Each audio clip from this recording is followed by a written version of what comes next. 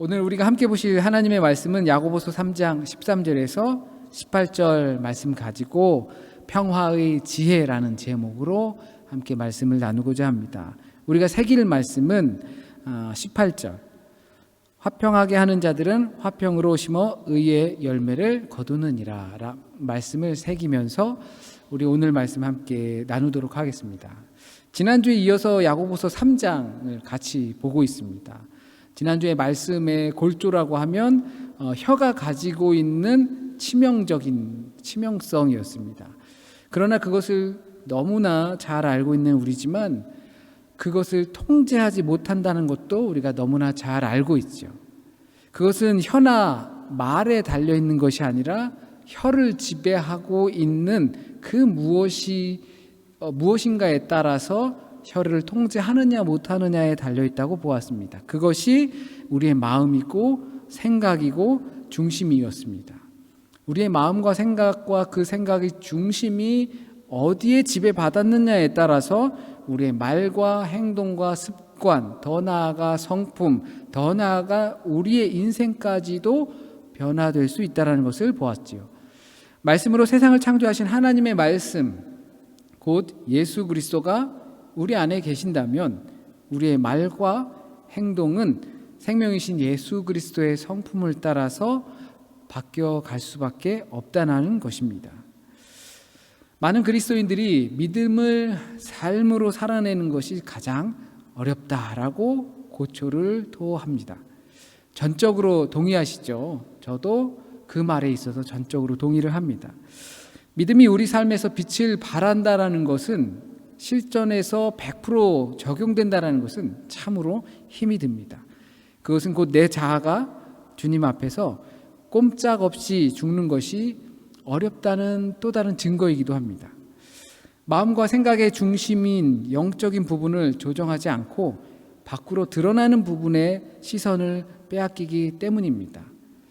믿음대로 살지 못한다, 삶으로 살아내지 못한다라는 그 수많은 고백들은 결국엔 이 내적인 것, 마음의 중심과 생각의 중심과 영혼의 중심에 주님의 분포도가 차지하지 않고서 계속 내가 믿음으로 이겨내지 못해라고 한다는 것은 표현되고 있는 부분들의 변화가 보이지 않는다는 뜻이기도 합니다. 그것은 결국엔 내 마음의 중심이 예수 그리스도로 되어 있지 않기 때문에 나타나는 현상이기도 한 것이죠. 그러면서 계속 삶이 안 사라져라고 한다면 결국엔 계속 때우고 구멍나고 때우고 구멍나고 그런 것과 같은 것입니다. 그래서 예수께서 말씀하셨습니다. 새 포도주는 새 가죽 부대에 담아야 한다라고 말씀을 하셨죠. 믿음과 삶을 별개로 보는 것이기 때문에 그럴 겁니다. 생각과 행동을 별개로 여기기 때문에 그럴 것입니다. 그리고 행동과 표현의 문제로 좌절하고 낭망하게 되는 것을 반복하는 것입니다. 그러나 실상은 그것보다 더 깊은 것이 우리의 행동과 표현의 문제를 일으켰다라는 것을 우리는 너무나 잘 알게 되는 것이죠. 과거 한 중국 친구와 대화를 나눈 적이 있습니다. 기차를 타고 오면서 오랜 시간 와야만 했었는데요. 기독교에 대해 관심을 갖고 있었습니다. 그런데 자기가 이해하기에는 믿음으로 구원을 받는다라는 것은 조금 너무 말이 안 된다라는 것으로 생각하고 있었어요. 그러니까 구원을 받으려면 착한 일을 많이 해야 되는 것 아닌가, 어떻게 믿음으로 구원을 받느냐고 저에게 질문을 했습니다. 그 질문은 뻔한 내용입니다. 믿는 사람들의 행동이 저런데 어떻게 그 저런 행동으로 구원받을 수 있다라고 말할 수 있는가라는 이야기죠. 믿음이 삶으로 사라지지 않는 부분입니다. 우리는 종종 우리의 삶에서 경험하고 뉴스를 통해서 만나보기도 합니다. 한국에 갔을 때 저희 형님이 가족 전체의 문제에 있어서 먼 친척분들의 도장을 받아야 하고 승인을 받아야 하는 문제가 있었다고 합니다. 그래서 이렇게 찾아가서 이 가족의 역사에 이런 문제가 있는데 혹시 도장을 찍어주실 수 있는지요? 라고 했더니 오히려 법정에 반대한다는 소송을 걸었다고 합니다. 그래서 직접 찾아가서 자초지정을 들어보려고 했더니 참으로 그게 마음이 아팠다고 합니다. 그래서 저는 그랬죠. 그래서 참 믿음이 그렇게 형 중요한 것 같아요. 그랬더니 박수를 딱 치면서 그러니까. 근데 그분이 장로님이었어. 우리 이런 경험 되게 많이 하죠. 집세를 올려달라고 그래서 전셋값을 올려달라고 그래서 너무 터무니없이 많은 전셋값을 시세보다 많은 전셋값을 올려달라고 그래서 이야기를 했더니 거기도 어디 교회에 아주 유수한 교회의 장로님이시더라. 뭐 이런 이야기 많이 듣습니다. 이런 부분을 단순히 믿는 사람이 어떻게 그럴 수가 있어. 욕심도 참 심하지 라고만 생각할 문제는 아니라는 것입니다. 실상은 이와 같은 문제는 더 깊은 시면에 있다는 것이죠. 도대체 믿음이 뭐길래 죄인인 우리를 구원하시며 믿음이 뭐길래 지옥에서 우리를 건져주실까? 오늘 본문에서 지혜의 결과와 그 귀신의 결과 이렇게 둘로 나누어서 말씀을 하고 있습니다. 야고보는 그를 통해서 자랑하지 말고 진리를 거스리는 거짓말하지 말라고 합니다. 자랑하지 말고 거짓말하지 말라. 이거 뭐 누구나 다 할 수 있는 권유 아닌가요? 자녀들을 키우다 보면 너무 그렇게 자랑하지 않아도 돼. 그리고 거짓말을 하면 안 돼. 더군다나 진리를 거스르는 거짓말 하지 말라. 이건 누구나 다 할 수 있는 권고지요. 그리고 덕스러운 사람이 되려면 갖추어야 할 덕목이기도 합니다. 그러나 야고보는 여기에 전제를 하나 깝니다. 시기와 다툼이 있으면, 너희 안에 시기와 다툼이 있으면 자랑하지 말고 진리를 거스르는 거짓말을 하지 말라. 이것은 그냥 시기와 다툼이 있는 곳엔 혼란이 있고 모든 것이 악하게 된다라는 것을 표현하고 있습니다. 그러나 이 시기와 다툼이 어디에 있는가? 너희 마음속에. 그러므로 이 마음은 표현되지 않은 것입니다. 마음속에 믿음 한복판에 영혼의 중심에 시기하는 것과 다투는 것이 있다면 자랑의 말, 거짓을 거스르는 진리를 거스르는 거짓말 하지 말라는 것이죠. 다르게 표현하면 진리를 거스르는 거짓말은 당연히 하지 말아야죠. 시기가 있든 뭐가 있든 하지 말아야 되는데 이렇게 표현한 것은 너희 마음속에 시기하는 것과 다투는 것이 있으면 그것은 악을 만들어내는 것인데 말을 하지 말라. 그냥 그 안에 그런 거 있으면 말하지 마. 입 닫고 가만히 있어 라는 것과 다르지가 않은 것이죠. 우리 안에 시기가 있고 다툼이 있다면 우리 마음속에 상대방을 향한 그런 마음이 있다면 어떤 선한 말이 나와도 그것은 악으로 변할 수밖에 없다라는 것을 우린 지난주 말씀을 통해서 깨달아 알 수 있습니다. 시기와 다툼이 있는 혼란한 마음속에선 좋은 게 나올 리가 없지요. 야고보는 이와 같이 시기와 다툼을 마음속에서 품는 것은 그 표현이 아무리 그럴싸하더라도 하늘의 지혜가 아니고 땅의 지혜이기 때문에 귀신의 것이기 때문에 그것을 하지 말라고 합니다. 이와 같은 논리를 바울은 내가 천사의 말을 한다 해도 사랑이 없으면 아무짝에 쓸모가 없다. 울리는 꽹과리와 같다. 울리는 꽹과리는 우리가 무당들이 쓰고 접신을 하고 사용할 때 그런 것과 같은 것이다. 사랑이 없으면 너희는 하나님을 섬기는 것이 아니라 혼합 종교처럼 그 하나님을 라고 세워놓고서 엉뚱한 짓을 하고 있는 것과 같다라고 이해하시면 될 겁니다. 그러므로 믿음이라는 것은 그 믿음의 표현, 사랑의 표현들을 외면할 채 이야기할 수는 없습니다. 그 마음으로 믿는 믿음이 있다면 그럴 수 없다라는 것이죠. 우리가 주님을 향하는 믿음이 있다면 영혼의 중심과 마음의 생각의 중심에 그 주님이 하나님의 능력을 통하여서 부활하시고 우리의 죄를 사하신 그 능력이 있는 분이시라는 것을 우리 마음속으로 전심을 다해서 정성을 다해서 믿는다면 우리의 삶의 표현이 그렇게 나타날 수 없다라는 것을 이야기합니다. 여기서 야고보는 지혜와 총명이 있는 자가 누구냐고 묻습니다. 지혜자여, 총명한 자여 라고 부르는 것은 우리식으로 표현한다면 선생님 또는 교수님 아니면 어르신 또 장로님 이렇게 표현하는 것과 같습니다. 한 시대의 주축을 이루고 있는 사람들인 것이죠. 그 한 시대를 이루고 있는 사람들 지혜자여, 총명자여 라고 이야기하는 것입니다. 많이 배운 사람, 또는 덕이 있는 사람들, 그 사람들은 그렇게 행동을 하지 않아야 하는 것입니다. 배운 사람일수록 고개를 숙인다는 말처럼 들리기도 합니다. 이 말은 공동체에 그 사람들이 문제를 일으키고 있다는 것이죠. 한 교회, 유수한 교회의 장로님이 시세보다 더 지나친 전세금을 받고자 안 그러면 나가라 라고 하는 계약 기간도 끝나지 않았는데 그렇게 한다는 것이죠. 그런 일이 어떻게 일어날 수 있는가라는 이야기를 하는 것입니다. 학자요, 배운 사람이 도대체 어떻게 그 공동체를 생각하지 않고 자신의 이익만을 생각하면서 할 수 있겠는가라는 것입니다. 그것이 땅의 지혜라고 말하는 것입니다. 교회의 공동체는 진리의 공동체이기 때문에 가르쳐야 합니다. 진리는 있어야 되고 비판은 사라져야 합니다. 문제는 그 주장들이 정욕에 앞장서기 때문에 그 공동체가 파괴되고 분열을 나타내고 또 다툼이 있는 자리, 그래서 시기하는 자리로 만들어 가기 때문에 문제가 되고 있는데, 그 문제의 주축이 누구냐? 바로 그와 같은 배운 사람, 총명받는 사람, 그 사람들이 그러고 있다는 것을 야고보는 정확하게 지적을 하고 있는 것입니다. 우리 나름대로 경제적 수준을 다 떠나서라도 이 시대적 환경에선 배운 사람들이죠. 대부분 배운 사람들입니다. 많이 알고 있습니다.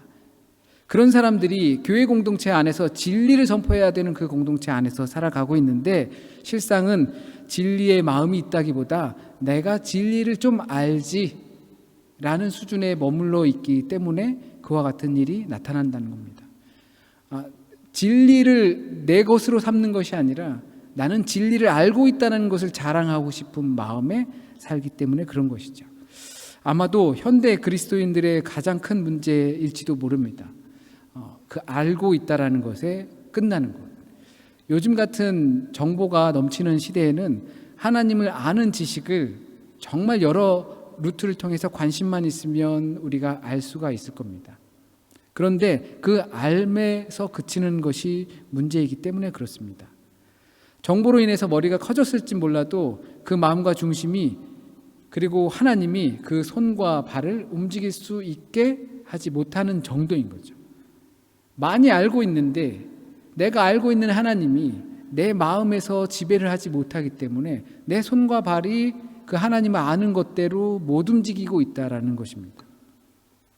예언서들을 보면 하나님을 아는 예배자들은 그 거짓된 행동과 위선적인 신앙에 머물러 있어서 하나님을 예배한다고 하지만 거짓된 가르침과 위선적인 신앙으로 오히려 예배를 더럽히고 있는 것을 지적하고 있습니다. 그래서 예수께서는 위선자라고 이야기를 하는 것이죠. 외식하는 자들이라. 가면을 쓰고서 등장하는 배우들처럼 이 외식하는 자들을 그들을 향해서 아주 매서운 말들을 내뿜습니다.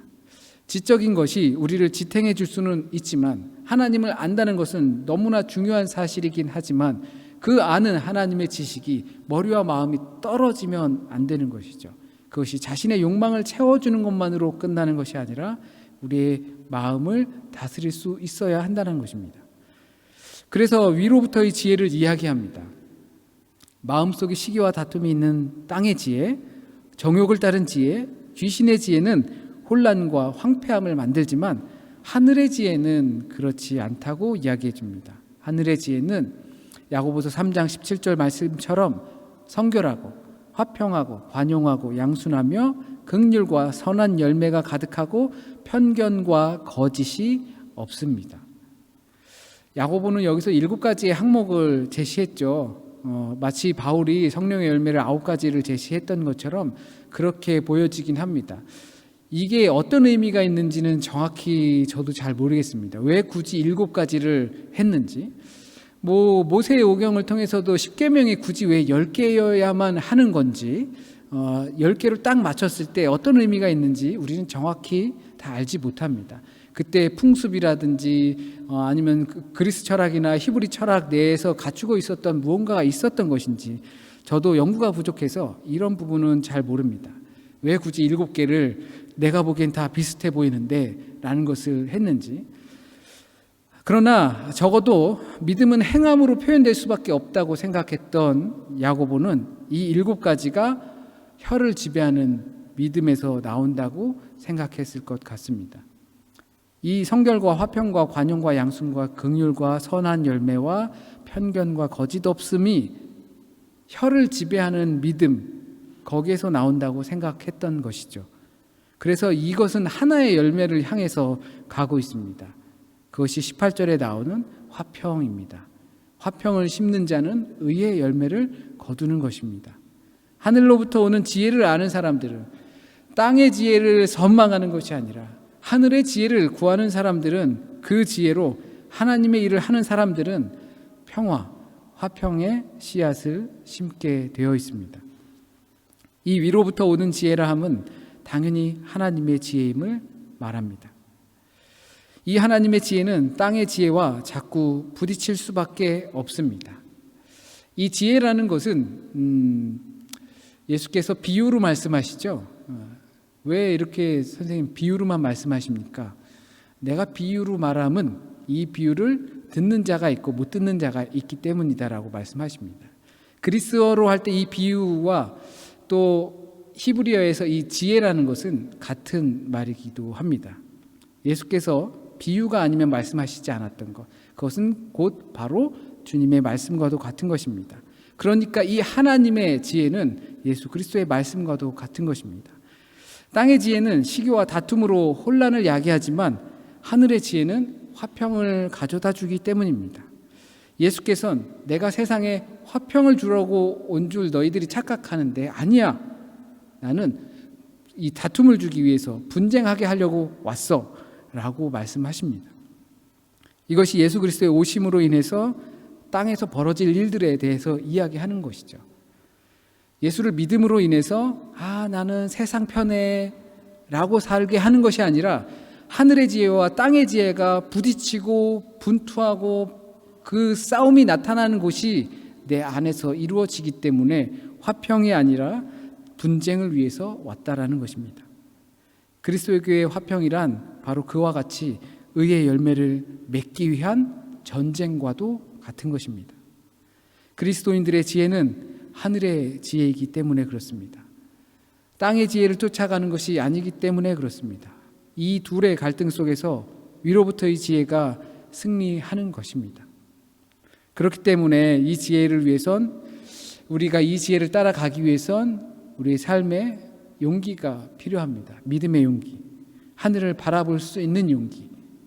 모두가 땅을 보고 살아갈 때, 그래서 서로가 속이고 욕망할 때 하늘의 지혜를 바라보는 믿음의 사람들은 그 자리에 화평의 씨앗을 심습니다. 평화를 추구하는 사람들은 결국 의를 세운다는 뜻이 되겠죠. 하늘의 지혜를 바라는 자들은 평화를 심는 사람들입니다. 하나님의 지혜를 구하는 자, 주님의 지혜를 구하는 자, 주님의 말씀을 구하는 자들은 평화를 이 땅에서 심어가는 자들입니다. 땅의 논리로 살아가는 것이 아니라 하늘의 논리로 땅에다가 그 하나님의 말씀의 씨앗을 하나씩 심어가는 자들입니다. 사막의 바람을 막기 위해서 나무를 하나씩 심어 결국엔 죽는 나무가 있더라도 또 심고 또 심고 또 심어서 사막의 모래바람을 막는 것과 같습니다. 이 평화를 우린 샬롬이라고 하죠. 주님의 평화가 함께하길 바랍니다. 역시 샬롬입니다. 누가복음에서 천사들은 예수께서 탄생하신 소식을 하늘엔 영광, 땅에는 평화라고 전했습니다. 주님은 실상은 평화를 주기 위한 것입니다. 이 평화는 그 당시에 특히나 서민들에게 너무나 중요한 테마였습니다. 꼭 필요한 것이었습니다. 전쟁이 넘쳐났고 또한 빼앗김이 많았고 그 불안했던 가운데 평화를 모두가 갈망했습니다. 그 평화를 위해서 주님께서 오셨다라는 것입니다. 그것이 하나님의 영광이 되었다라는 것입니다. 우리는 실상 지금을 현재를 살아가면서 이 평화를 실질적으로 느끼면서 살아가고 있지는 않다라는 생각을 해봅니다. 우주의 평화, 세계 평화, 남북 평화, 남 이야기처럼 들리곤 합니다. 그래서 그냥 평안하십시오라고 하는 말들은 그냥 내 마음의 평화, 그것으로 생각하는 경우도 참 많이 있습니다. 심리적인 평화, 안정감. 그런데 따지고 보면, 가만히 잘 들여다보면 그 심리적 안정감조차도 없이 살아가는 것이 우리의 모습이 아닌가 생각해 봅니다. 왜냐하면 평화의 근원을 땅의 지혜로 그 가운데서 찾고 있기 때문이 아닌지 모릅니다. 일이 잘 되고 우리 가정의 engel 지수가 높아지는 것이 평화가 찾아왔다고 생각하면, 일이 잘 안 될 때 평화가 찾아오지 않고 engel 지수가 점점 떨어질 때, 우리의 소비 문화들이 점점 줄어들 때 나에게 평화가 없어지는 것처럼 느끼기 때문입니다. 그것이 땅의 지혜입니다. 내 삶의 평화를 땅의 지혜로부터 찾고 있기 때문에 실상 많은 그리스도인들과 많은 사람들이 마음의 평화가 없습니다. 예수를 구주로 믿는데도 불구하고 그렇다는 것이죠. 평화는 하늘에서 내려오는 지혜입니다. 평화의 씨앗을 심는다는 것은 이 땅에 하늘의 지혜가 통용되고 있다는 뜻입니다. 그래서 우리의 삶의 한복판에선 분쟁이 일어날 수밖에 없다고 하시는 거죠. 만일 우리가 땅의 지혜를 얻게 된 것에 만족하며 평안하다 하면, 이스라엘 거짓 선지자들이 평안하다, 평안하다, 평안하다 이렇게 외쳐서 이스라엘 사람들을 거짓말로 선동했던 것에 넘어가는 것과 같은 것입니다. 하늘의 지혜로 말미암아 우리 삶의 자리에는 내적인 갈등이 끊이질 않습니다. 우리 개인의 정서적 또는 심리적 또는 영적 평화를 대면하고 있다는 것은 개인만의 문제가 아닙니다. 선지자들이 세상을 심판하시겠다는 하나님의 말씀을 전할 때 항상 하나님의 말씀대로 살지 않았기 때문에 세상에 만연하게 퍼져 있었던 인간들 간의 불신, 경제적인 부조리, 혼합 종교, 이런 것들을 대표로 삼았습니다. 땅의 지혜에 매몰된 상태를 보고 탄식하였습니다. 우상을 세워놓고 그것을 향해서 하나님이라고 여겼습니다. 그렇기 때문에 나 하나 잘 믿어서 얻어지는 평화란 우리 가운데 존재하지 않습니다. 하늘의 지혜인 평화를 우리 믿음의 그리스도인들은 심어야 하는 것입니다. 화평케 하다, 평화롭게 하다 생각하면 이해하고 용서하는 것으로 생각할 수 있습니다. 이것이 땅의 지혜입니까? 아니면 하늘의 지혜입니까? 우리가 그리스도의 가정이라면 땅의 지혜로 다스려야 합니까? 하늘의 지혜로 다스려야 합니까? 예수께서는 7번씩 70번이라도 용서하라 하셨습니다. 그런데 우린 그것 못하죠. 겉으로도 못하고 마음으로도 못합니다. 그건 내 인생이 주님의 것이 아니라는 것이고, 야고보의 표현대로라면 땅의 지혜로 살고 있다는 것입니다. 주님께서는 우리가 주님을 바라보길 바라시는 겁니다. 용서는 주님께서 하시는 겁니다. 우린 용서하지 못하지만 그 공간에 주님을 들여놓는 것입니다. 굳이 교회에서도 땅의 지혜를 가르칠 필요가 있을까 생각해 봅니다. 이해하고 용서하라는 것은 어딜 가도 들을 수 있는 이야기입니다. 진리를 거스르는 거짓말 하지 말고 그런 것들은 어디서도 들을 수 있는 덕목입니다. 그러나 교회 가운데서 그것이 통용되어야만 할지 우리는 꼭 의문을 가져야 합니다. 그 중심에는 우리가 주님을 바라보아야만 한다는 데 있다라는 것입니다. 우리는 용서하지 못하기 때문에 내가 용서해야지라고 하는 것이 아니라, 평화를 심어야지 하는 것이 아니라, 그 평화의 씨앗이 우리 가운데, 주님이 우리 가운데 들어오고 우리가 그 주님을 바라보아야 한다는 데 있습니다. 그것은 주님의 평화를 심는 자들은 주님께 맡긴다는 것입니다. 땅의 지혜가 나를 엄습하려고 할 때 그 시간에 주님을 묵상하는 것입니다. 주님을 묵상하고 주께서 하시는 말씀에 경청하며 그 들은 말씀을 따라서 순종하는 것입니다. 용서하는데 매몰차거나 이해하는데 나의 신경을 쓰는 것이 아니라 이해가 되지 않고 용서가 되지 않고 화평하지 않았을 때 그래서 생기는 분쟁과 그런 것들을 통해서 우리는 그때 주님을 묵상해야 합니다. 그리고 그 묵상하고 있는 주님께서 하시는 말씀을 경청해야 합니다. 그리고 그 경청한 들은 말씀을 순종하는 것밖에 우리는 없다라는 것입니다. 우리에게 궁극적인 평화를 인식할 수 있는 그 능력과 그것을 실천할 만한 능력은 우리에게 없지만 구체적인 상황에서 어느 한쪽을 분명히 선택해야 합니다. 그것은 용서할 것인가 아니면 진리를 말할 것인가, 그것이 아니라 위로부터 오는 지혜를 따를 것인가 땅의 지혜를 따를 것인가입니다. 땅에 속한 정욕으로 싸움과 다툼을 일으키는 것 사이에서 우리는 결정을 해야 합니다. 다만 우리는 위로부터 오는 지혜를 구하시길 바랍니다. 그것이 참 지혜입니다. 그것이 참된 지혜라는 사실은 그 열매로 알 수 있습니다.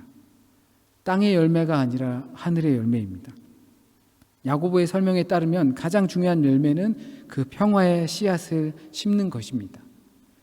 우리의 지혜가 하늘로부터 온 것이라면 우리 교회에서, 가정에서, 그리고 세상 가운데서 평화의 씨앗을 분명히 심게 될 것입니다.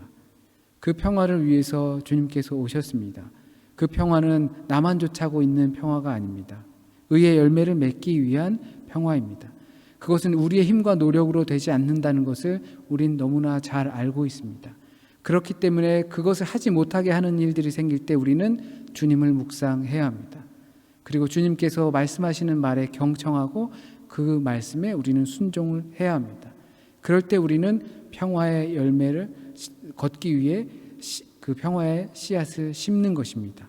그 열매는 하늘의 열매로 하나님께서 거두실 것입니다. 거꾸로 교회에서나 가정에서나 세상에서 그 평화를 위해서 우리가 살아가고 있다면 그 지혜는 분명 하늘의 지혜일 것입니다.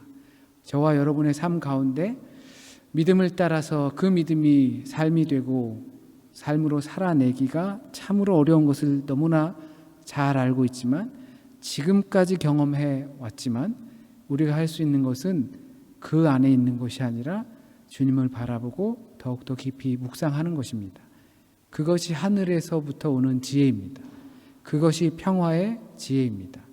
한 주간을 살아가실 때 이 말씀으로 우리의 삶 가운데서 내적인 갈등이 일어나고 다툼이 일어나고 싸움이 일어나는 전쟁터가 여러분의 삶이 될 것입니다. 그 가운데서 내가 맞다라는 것을 생각하려고 애쓰지 마십시오.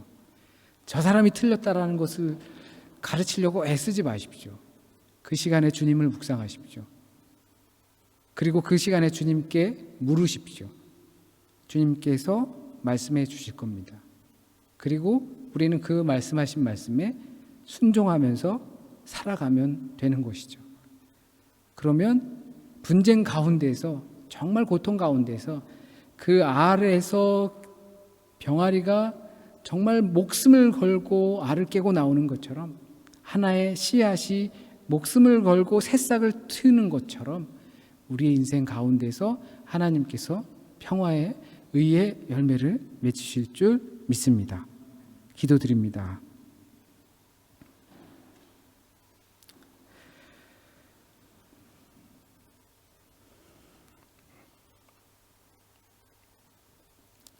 하나님, 우리를 어찌나 사랑하셔서 우리가 살아가는 세상은 참 복된 세상입니다.